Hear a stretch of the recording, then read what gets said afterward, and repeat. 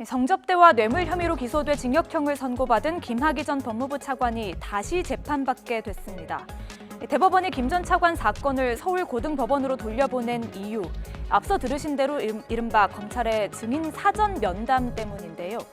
김 전 차관 유죄 판결의 결정적인 근거가 된 건설업자 최모 씨는 1심과 다르게 2심에서 김 전 차관에게 건넨 금품에 대가성이 있다고 진술했습니다.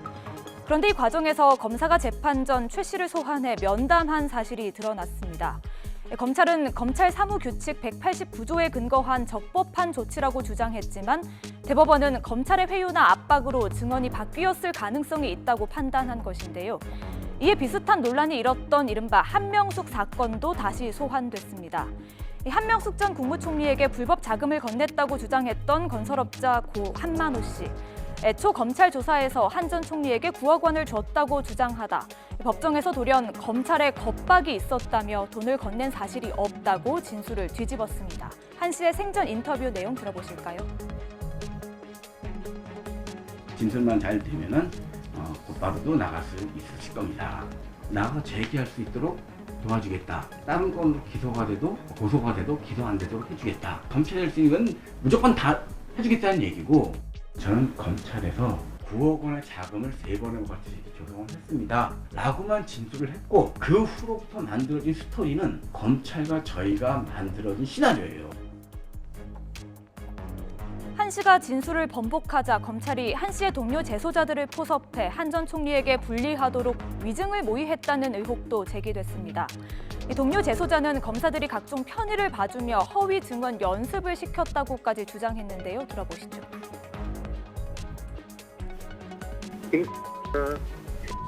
법정에 한 내용들이 있잖아요. 진술한 부분. 그건 단 거짓이죠. 이미 사전에 다 말을 맞추고 연습한 내용들입니다. 걔네들이 작성해놓은 대로 연습을 했고, 중요한 건 1048호에서 3자가 같이 모였어요. 말이 틀리니까. 그래서 말을 거기서 다시 맞춰요. 파문이 커지자 정치권에서 재수사 요구가 이어졌는데요. 하지만 검찰은 증거가 없다며 관계자들을 모두 무혐의 처분해 제 식구 봐주기 논란이 일기도 했습니다. 검찰이 재판 전 증인과 접촉하는 문제는 조국 전 법무부 장관 재판에서도 이어졌는데요.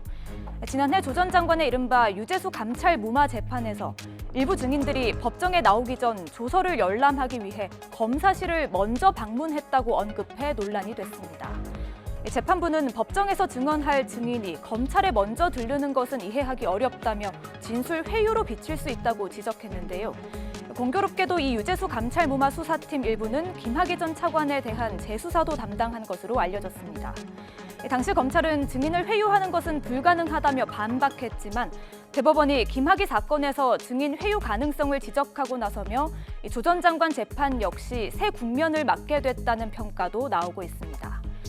대법원은 김 전 차관의 혐의가 무죄라는 것은 아니라며 검사가 증인에게 회유나 압박을 하지 않았다는 것을 앞으로 열릴 재판에서 입증하라는 취지라고 설명했는데요. 과연 조 전 장관 재판에서도 대법원의 이런 방침이 적용될지 관심입니다.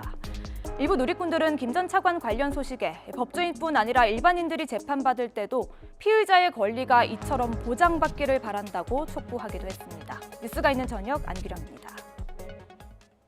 안녕하세요. 안기령입니다. 뉴스가 있는 저녁 잘 보셨나요? 더 많은 뉴스와 콘텐츠를 보고 싶으시면요. 화면 왼쪽을 누르셔서 YTN 돌아쩌 채널을 구독해 주시기 바랍니다. 뉴이쩌는 물론이고요. 돌발 영상, 알고리즘 같은 YTN 대표 프로그램을 함께 보실 수 있습니다. 고맙습니다.